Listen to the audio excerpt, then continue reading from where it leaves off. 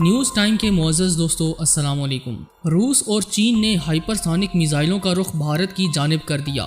بھارت کسی وقت بھی ملیا میٹ ہو سکتا ہے۔ بھارت نے ایٹمی ہتھیاروں کی پالیسی میں بھی بڑی تبدیلی کر دی۔ چین کی جانب سے ویڈیوز شیئر کیے جانے کا سلسلہ بھی جاری ہے، جن میں بھارتی فوجیوں کی خوب درگت بنائی جا رہی ہے۔ آنے والے دنوں میں کیا چین اور روس بھارت پر ایٹمی حملہ کر سکتے ہیں؟ زمینی حقائق کس جانب اشارہ کر رہے ہیں؟ آج اسی کی تفصیل آپ سے شیئر کی جائے گی۔ تاہم آگے بڑھنے سے قبل چینل پر نئے آنے والے دوستوں سے التماس ہے کہ پہلے ہمارے اس چینل نیوز ٹائم کو سبسکرائب کرتے ہوئے ساتھ موجود بیل آئیکن کو بھی پریس کر دیں تاکہ آپ ہر خبر سے باخبر رہ سکیں۔ تو آئیے چلتے ہیں موضوع کے اصل حصے کی جانب۔ دوستو، تازہ ترین اطلاعات کے مطابق بھارت اور چین میں سرحدی کشیدگی اپنے عروج پر پہنچ چکی ہے۔ دونوں ممالک ایک دوسرے پر کشیدگی بڑھانے کا الزام عائد کر رہے ہیں۔ ایشیا کی دو بڑی طاقتیں جنگ کی جانب بڑھ رہی ہیں۔ بھارتی فوج کی سرحد پر فائرنگ کے بعد بھارت نے ہی چین سے شدید احتجاج کر ڈالا۔ نئی دہلی نے سفارتی اور ملٹری سطح پر احتجاج ریکارڈ کراتے ہوئے مطالبہ کیا کہ چینی فوجیوں کو اشتعال انگیزی سے روکا جائے۔ دوسری جانب چین کے وزیر دفاع کہتے ہیں کہ بھارتی فوج نے متعدد بار اشتعال انگیزی کی، کئی بار فائرنگ کی اور چینی فوجیوں کو دھمکایا۔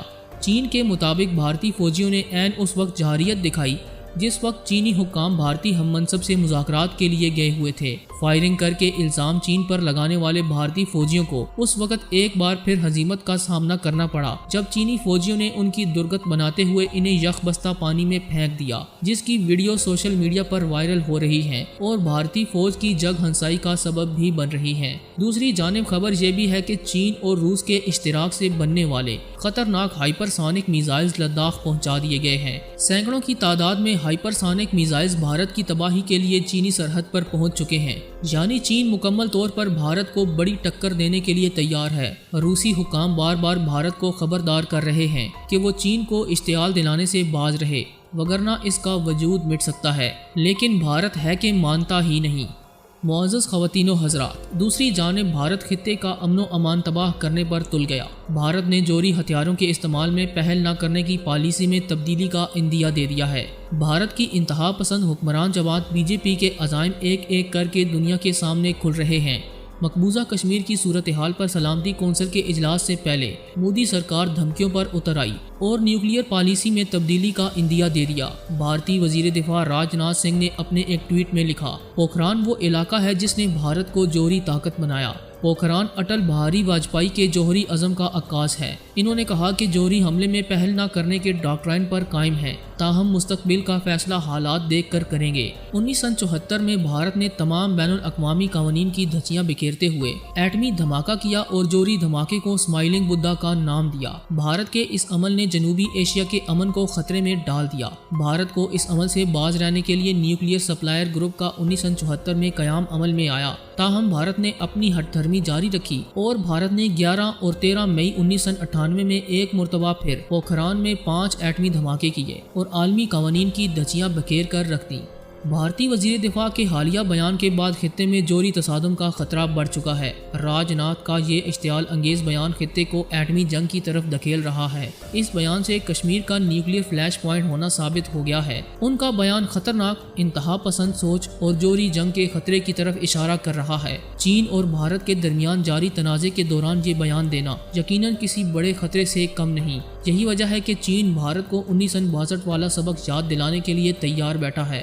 دوستو، 1962 میں جب بھارت میں جواہر لال نہرو وزیر اعظم تھے تو چین کے ساتھ جنگ میں بھارت کو زبردست شکست کے بعد شدید صدمے سے دوچار ہوئے اور یہ صدمہ ان کی موت کا سبب بھی بنا۔ پہلی چین بھارت جنگ کے بعد چین اور بھارت کے مابین کئی مرتبہ جھڑپیں ہوتی چلی آ رہی ہیں۔ ان سب لڑائیوں میں ایک نمایاں پہلو یہ رہا کہ ہر مرتبہ چین نے ہی آگے پیش قدمی کی اور جن علاقوں پر چین کا دعویٰ ہے اس جانب بڑھتے چلے گئے، اور اگر کسی بات چیت کے نتیجے میں پیچھے ہٹے تو مکمل پیچھے نہیں ہٹے گئے، کچھ علاقہ خالی کر دیا اور باقی علاقہ چین کے قبضے میں رہا۔ اس کے بعد آج تک بھارت چین سے وہ علاقہ آزاد نہ کروا سکا۔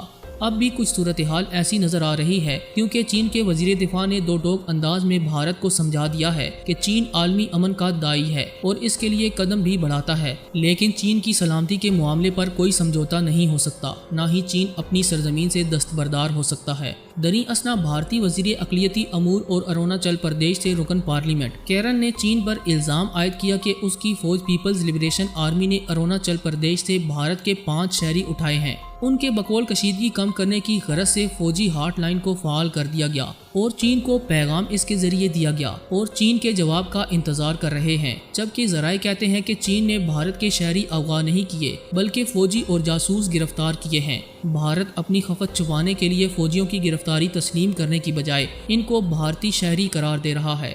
گویا اس وقت بھی چین اور بھارت کے درمیان شدید ترین کشیدگی پائی جاتی ہے۔ بھارت یہ بھی جانتا ہے کہ چین کسی قسم کا دباؤ برداشت نہیں کرے گا اور اب تو وہ دنیا کی ایک سپر پاور کا حصہ بھی بن چکا ہے۔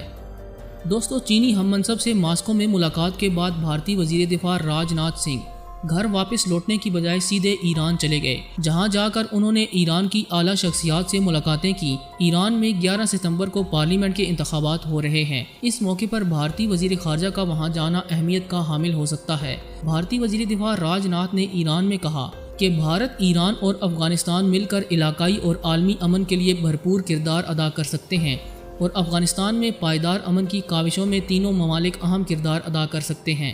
تاہم انہوں نے یہ وضاحت نہیں کی کہ اب تک انہوں نے سوائے سازشوں کے کیا کردار ادا کیا ہے۔ ایران افغانستان اور پاکستان کا براہ راست ہمسایہ ملک ہے اور تینوں ممالک کی ثقافت، تہذیب اور خونی رشتہ بھی ایک ہے۔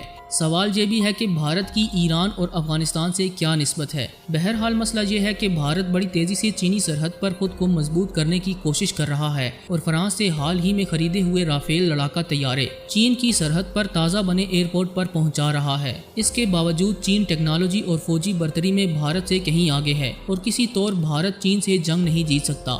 مودی اور اس کے حواریوں نے یہ بھانپتے ہوئے امریکہ اور دیگر دوست ممالک سے مدد بھی طلب کی ہے، مگر کوئی ملک بھی چین کے خلاف جنگ میں بھارت کا ساتھ دینے کو تیار نہیں ہے، جس کی بڑی وجہ چین کا اثر و رسوخ اور تجارت ہے۔ زمینی حقائق کے مطابق چین اس وقت دنیا کی سپر پاور ہے اور سپر پاور سے الجھنا یقیناً بے وقوفی ہوگی۔ بھارت کے ہمسائے ممالک بھی اس کے خلاف ہیں اور خود بھارتی فوج مودی کو سمجھانے کی کوشش کر رہی ہے کہ چین سے پنگا لینا موت کو دعوت دینے کے مترادف ہے، لہٰذا ایسی سوچ کو ترک کرتے ہوئے چین سے منت سماجت کرنی چاہیے تاکہ یہ معاملہ ختم کیا جا سکے۔